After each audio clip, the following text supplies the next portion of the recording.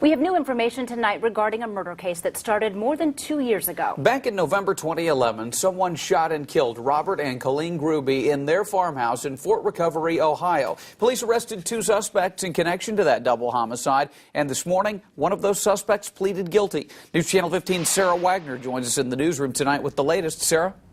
Mark and Heather, Trevin Sanders Rourke faces 6 different charges. His sentencing isn't until April, but he could face life behind bars.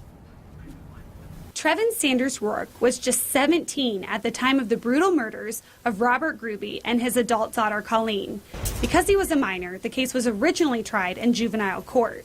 A hearing in June of last year moved the case to adult court. Due to his age, Sanders Rourke cannot receive the death penalty. According to the Mercer County Prosecutor's Office, he could face life in prison without parole.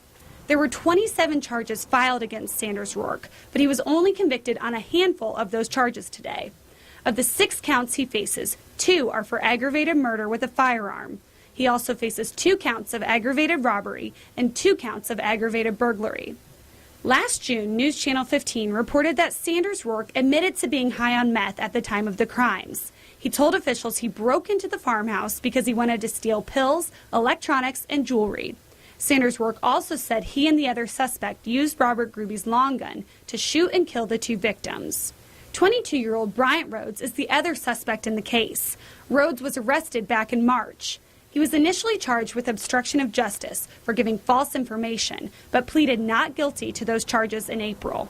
Then, in June, he was charged with murder after detectives learned more about the case from Sanders Rourke. There is currently no hearing set up for Rhodes.